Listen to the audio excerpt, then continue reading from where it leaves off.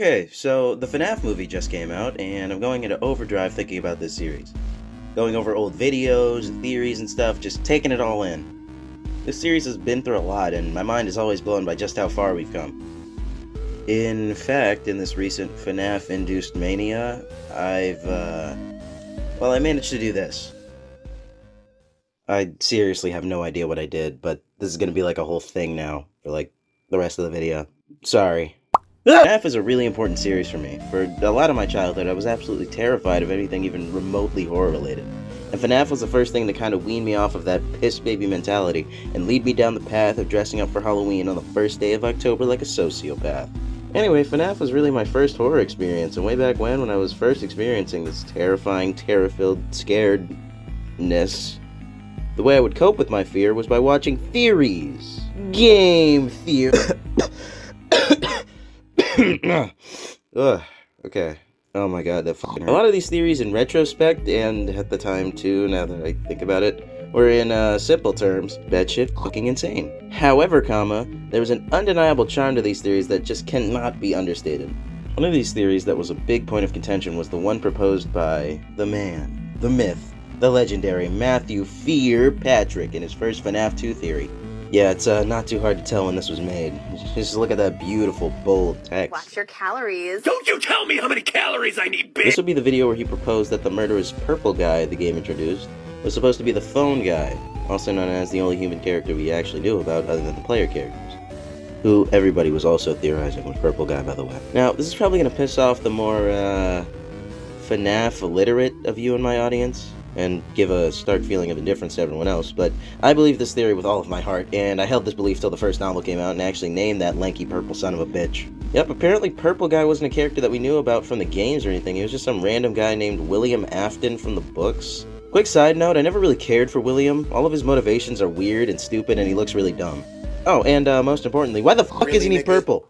And why is your name Turkey Tom, but you're not a turkey? Alright, if you really want to pull this off and brand it right, you'd be a fucking turkey.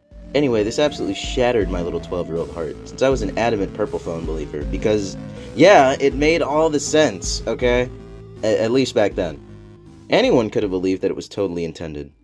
If only somebody gathered up all the evidence from way back then and made a video talking about why that was the only reasonable assumption someone could make at the time. Now, if somebody actually made that, they'd probably call it something like...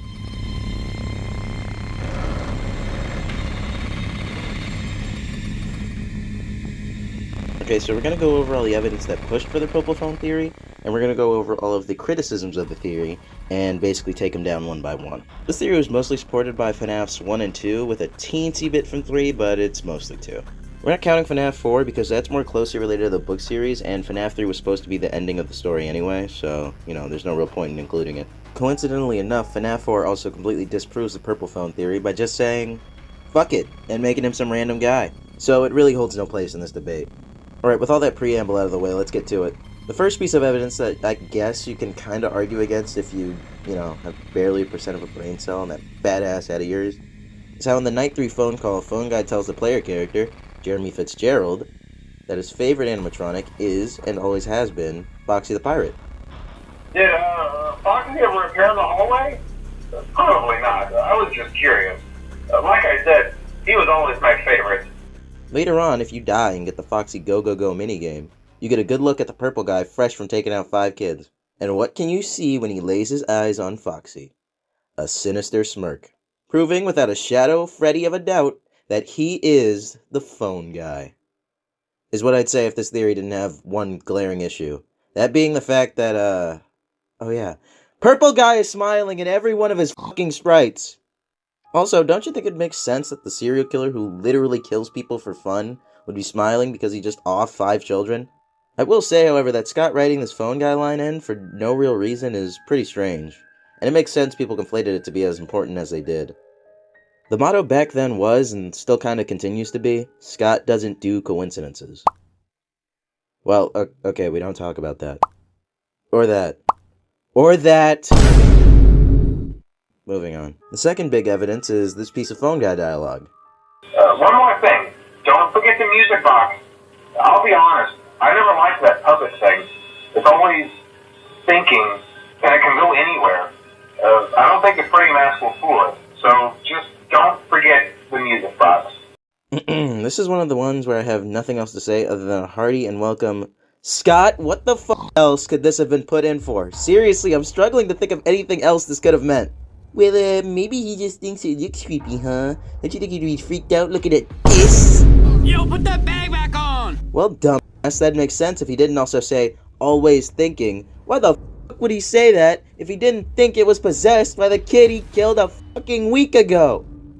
And even if you want to go and argue that he'd know about the murders on the premises since he also works there, and that he's just now worrying about it being possessed, then why the fuck would he care? This was recorded way before the possessed withered animatronic started killing people at night. He'd only be concerned if he knew the kid he just game-ended was probably in the fucking puppet that he also saw leading the animatronics around in the Save Them minigame, you fucking leech! Are we done now? Okay, good. What's next? Oh, right. Okay, this is one of the big ones. How can Phone Guy be Purple Guy if we hear Phone Guy die on night 4 in the first game? Simple. We literally just heard the events of the FNAF 3 minigames over the phone in FNAF 1. This was MatPat's explanation, and God, at the time, and even now I gotta say, it's one of the coolest ideas in the history of FNAF theorizing. I love whenever games or shows give more context to a seemingly innocuous scene or character, where they come to reveal that they're actually super fucking important and have a ton of relevance to the plot. And with that in mind, this just hit all the best spots for me. Bonus points too for swinging an originally non-important death scene into being the gruesome finale of the game's main villain. Okay, that's neat and everything, but how the f*** does that make any sense? Well, sit the f*** back down and I'll tell you, Jack. There are two main things here that make it clear that this was totally Purple Guy's death at the end of Follow Me. Firstly, Phone Guy says that he dies in a back room located in the first game's restaurant and not in any of the other locations. How do we know that the Purple Guy also dies in this location and not somewhere else? Well, we know this is the first game's restaurant because of two main things. The existence of a secret backroom at all, and the animatronics that are present in the Follow Me minigame. It's not just the backroom's existence that solidifies the theory either. There's also this Phone Guy line that wouldn't make sense otherwise. Hey, do me a favor. Maybe sometime you could check inside those suits in the back room.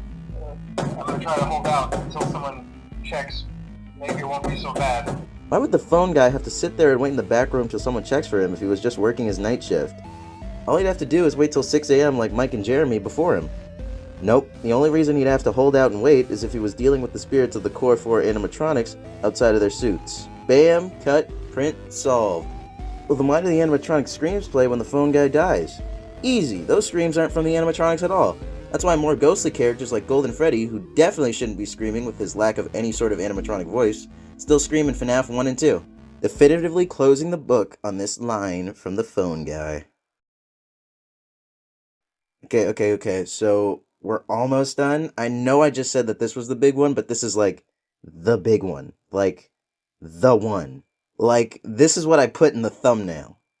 Yeah, we're talking about the sprite.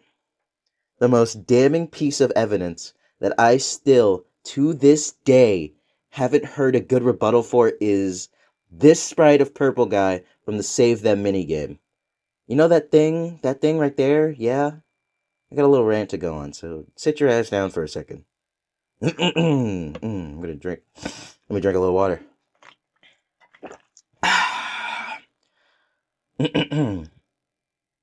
This thing was a fucking phone.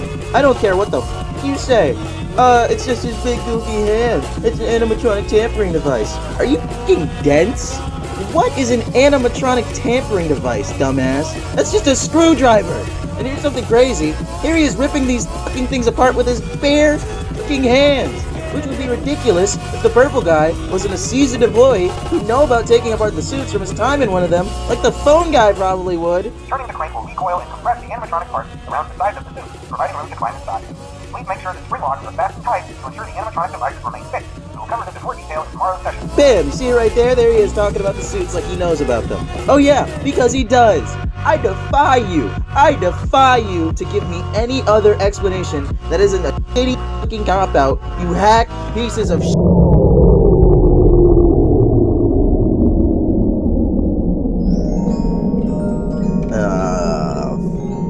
I'm gonna have to speed this one up, aren't I? So, there you have it. All the evidence that firmly concludes why But why would this really cool and compelling and lore-accurate idea never be revisited again? Couldn't we fit it into FNAF 4 or FNAF World or something? It's not like it's impossible. Oh yeah, you. After FNAF 4 decimated the game lore with shit like this, and FNAF World went off and disappointed everyone, except for me because I love everything about this franchise, Scout saw fit to make a standalone book series to help tie together all the loose ends of the franchise. At least that's what everyone thought it was going to do, but nope, it just introduced a ton of new shit to worry about. The robot kids, the Vord, the this. And speaking of this, these books introduced a definitive identity for the elusive purple guy, that being William Springtrap Afton. And he was bad. Now, if you ask me, I think making the identity of your main villain someone who we've never heard of ever, while also making all of his characterization only available through reading a 3-book long story, was kind of a misstep when you're trying to make an in-depth puzzle of lore for a video game. But hey, what do I know? Seems to have worked out fan-frickin-tastic for the guy. So you've all read my book? The Purple Phone Theory is the perfect representation of the early theorizing days of Five Nights at Freddy's, being based around the little bits and pieces that we could get from chunks of the lore, and bringing them into some sort of relevance or importance, is textbook FNAF. It's like Foxy's a good guy, you know what I mean? It's kinda stupid, kinda dumb, but at the end of the day, if you think about it hard enough, and connect enough dots in a crazy, chalkboard way, it starts to make a little bit of sense, and it's something that you can enjoy. Nowadays, FNAF theorizing is so bogged down by the lore that people can just make multiple hours long analyses of the entire story, when back in the day, all we had to go off of was 3 games and like 2 mini-games of any importance. I'm not saying that I don't like it now or that it's bad or anything, but it's just not what it used to be. And I know that sounds fucking boomer nostalgia, my fucking video game. Well, you can shut the up. So, like, Freddy, are you gonna keep doing that? Or what am I supposed to do here? Huh. That's weird.